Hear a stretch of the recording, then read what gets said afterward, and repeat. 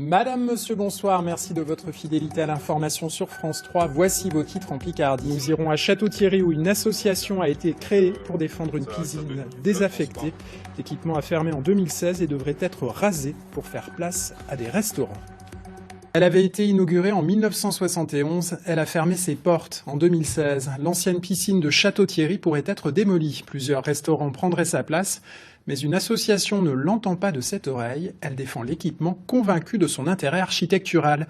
Elle veut lancer une procédure pour obtenir sa protection. Rémi Vivenot, Éric Henry. Depuis 2017, c'est une coquille vide. Désaffectée, l'ancienne piscine de Château-Thierry pourrait disparaître.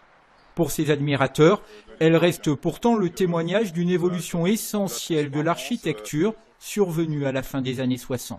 Là, on peut voir sur le bâtiment sa forme caractéristique que l'on trouve qu'à Château-Thierry, une toiture avec un peu comme des ailes d'avion. C'est une structure très fine, légère, aérienne. La légèreté était recherchée au maximum afin d'ouvrir le bâtiment. Le bâtiment et ses annexes, uniques, pourraient faire place à des enseignes de restauration. Une entrée de ville, comme il en existe des centaines. Et pourtant, on aurait tout à fait la possibilité de faire autrement parce que ce bâtiment a été dessiné non pas comme un bâtiment générique répété dans plusieurs villes de France, quel que soit son site, mais qui a été édifié en fait en dialogue avec un paysage. L'association imagine ici un pôle de réinsertion par le sport, un centre des congrès, mais sans financement.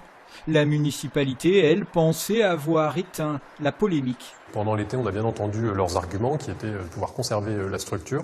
Et le souhait de la ville a été de demander à l'acquéreur de considérer le maintien de la charpente actuelle, c'est-à-dire la structure métallique.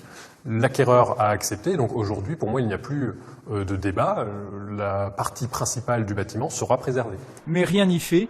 L'association espère désormais obtenir du tribunal administratif l'annulation du permis de construire déposé par le promoteur.